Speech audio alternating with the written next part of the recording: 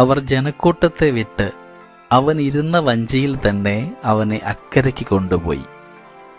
വേറെ വള്ളങ്ങളും കൂടെ ഉണ്ടായിരുന്നു. അപ്പോൾ ഒരു വലിയ കൊടുങ്കാറ്റുണ്ടായി. തിരമാലകൾ വഞ്ചിയിലേക്ക് ആഞ്ഞടിച്ചു കയറി. വഞ്ചിയിൽ വെള്ളം നിറഞ്ഞുകൊണ്ടിരുന്നു. ഈശോ അമരത്ത് തലയണ വെച്ച് ഉറങ്ങുകയായിരുന്നു. അവർ അവനെ വിളിച്ചുണർത്തി പറഞ്ഞു, ഗുരു, ഞങ്ങൾ നശിക്കുവാൻ പോകുന്നു, നീ അത് ഗൗനിക്കുന്നില്ലേ? അവൻ ഉണർന്ന് കാറ്റിനെ ശാസിച്ചുകൊണ്ട് കടലിനോട് പറഞ്ഞു, അടങ്ങുക, ശാന്തമാവുക. കാറ്റു ശമിച്ചു, പ്രശാന്തതയുണ്ടായി. അവൻ അവരോട് ചോദിച്ചു, നിങ്ങൾ ഭയപ്പെടുന്നത് എന്തിന്? നിങ്ങൾക്ക് വിശ്വാസമില്ലേ? ഇന്ന് ഈശോ മിശിഹ നമ്മളോടും ചോദിക്കുന്നത് ഇതൊക്കെ തന്നെയല്ലേ? ഒരുപാട് അത്ഭുതങ്ങളും അടയാളങ്ങളും കണ്ടതിന് ശേഷമാണ് സ്ലീഹന്മാർ വഞ്ചിയിൽ കയറി മറുകരയിലേക്ക് പോയത്.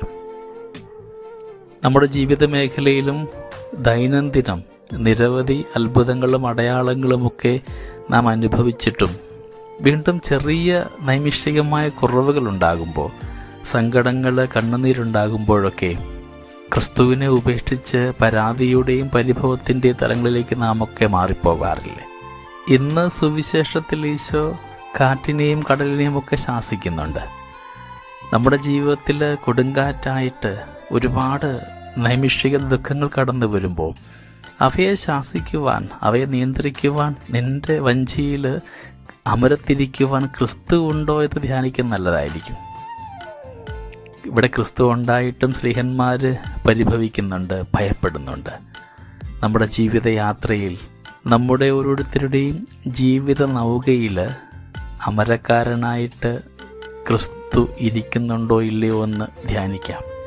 ഇന്ന് പരിശുദ്ധ കുർബാനയിലൂടെ നമ്മിലേക്ക് ഈശോ എഴുന്നള്ളി വരുന്നുണ്ട്. ധ്യാനിക്കേണ്ട ഒരു വിഷയമാണിത് കേട്ടോ. ഒരു ചെറിയ കാറ്റ് വന്നാൽ പറന്നു പോകാൻ മാത്രമുള്ള ഒരു ഗോതമ്പപ്പത്തിലാണ് കൊടുങ്കാറ്റിനെ പോലും നിയന്ത്രിക്കുവാൻ, ശാസിക്കുവാൻ, ശാന്തമാക്കുവാൻ ശക്തിയുള്ളവൻ വസിക്കുന്നതെന്ന് തിരിച്ചറിവുണ്ടാകുമ്പോഴാണ് നമ്മുടെ ജീവിതത്തിൽ മാറ്റങ്ങൾ ഉണ്ടാവുക. ഒന്നിനെയും ഭയപ്പെടേണ്ട. ക്രിസ്തു സാന്നിധ്യം കൂടെയുള്ളപ്പോൾ ജീവിതത്തിലെ എല്ലാ സമസ്യകളെയും നിനക്ക് അനുഗ്രഹത്തിൻ്റെ തലത്തിലേക്ക് കൊണ്ടുവരാൻ പറ്റും. ദൈവസന്നിധിയിൽ ശരണപ്പെടാൻ വീണ്ടും ഒരവസരം.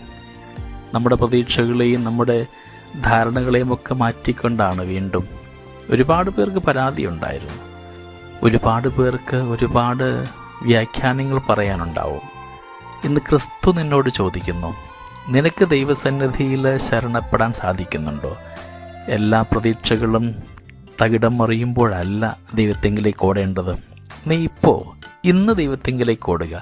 നിന്റെ ജീവിതത്തിൻ്റെ ബുദ്ധിമുട്ടുകളെയും ആകുലതകളെയും ഒക്കെ ക്രിസ്തുവിൽ സമർപ്പിച്ചുകൊണ്ട് ലോകമെമ്പാടുമുള്ള ഈ വലിയ സങ്കടത്തെ വിശുദ്ധമാക്കുവാൻ ദൈവമേ നീ ഇടപെടണമേ എന്ന് നമുക്ക് പ്രത്യേകമായിട്ട് പ്രാർത്ഥിക്കാം.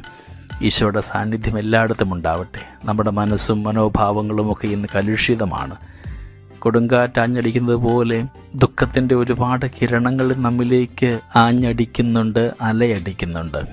ഒക്കെ ശാന്തമാക്കുവാൻ ഉദ്ധാനം ചെയ്ത ഈശോ മിശിഹായുടെ ചാരെ നമുക്ക് മണയാം. ദൈവം നമ്മളെല്ലാവരെയും സമൃദ്ധമായി അനുഗ്രഹിക്കട്ടെ. നമ്മുടെ കർത്താവ് ഈശോ മിശിഹായുടെ കൃപയും പിതാവായ ദൈവത്തിൻ്റെ സ്നേഹവും പരിശുദ്ധാത്മാവിൻ്റെ സഹവാസവും നമ്മുടെ കൂടെ എന്നും ഉണ്ടായിരിക്കട്ടെ, ഇപ്പോഴും എപ്പോഴും എന്നേക്കും. ആമേൻ.